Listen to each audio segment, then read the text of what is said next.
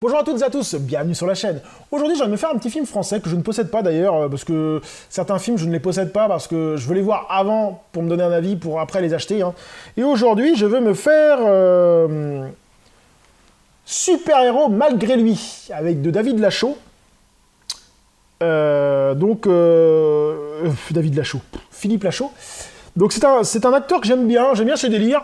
Franchement, Babysitter 1, je l'ai trouvé vraiment excellent. Babysitter 2, je l'ai trouvé moyen. Nicky Larson, je l'ai trouvé vraiment excellent celui-là. Et je me suis dit, bah, pourquoi pas se tenter, super-héros malgré lui. Donc, alors de quoi ça parle? Cédric, un apprenti comédien en galère qui décroche enfin son premier rôle dans un film de super-héros. Un soir, alors qu'il emprunte la voiture de tournage, il est victime d'un accident qui lui fait perdre la mémoire. À son réveil, vêtu de son costume de justicier et au milieu des accessoires du film, il est persuadé d'être devenu le personnage du film avec une mission périlleuse à accomplir. Mais n'est pas héros et encore moins super-héros qui veut. Et encore moins Cédric. Donc là déjà, encore du spoil. Il spoil déjà directement. C'est hyper relou. Parce que je suis sûr que pendant les 10-15 premières minutes, on va pas avoir d'informations intéressantes.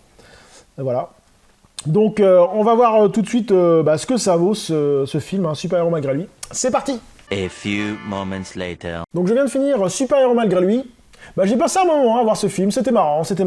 Bon, c'est pas un film foufou, c'est pas un film qu'on voit toutes les 5 minutes.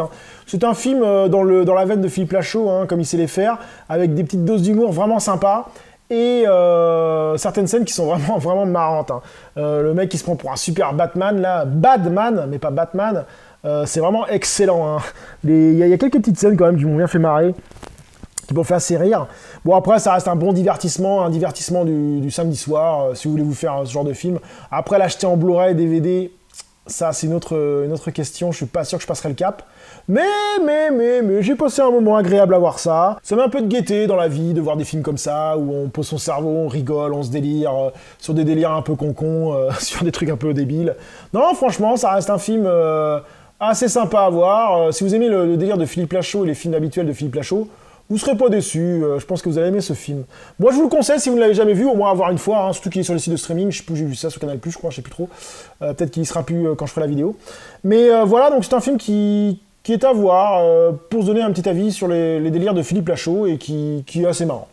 Il y a quelques petits clins d'œil qui sont vraiment sympas pour venir à ce film. C'est vraiment le final quand on a l'impression que c'est les Avengers en fait, avec le marteau, le bouclier des poubelles et la meuf qui s'est pris un coup de peinture verte, elle se prend pour Hulk. Enfin non, franchement, ça reste assez sympa quand même.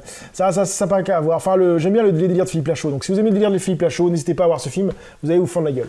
Donc voilà, c'était sur ce.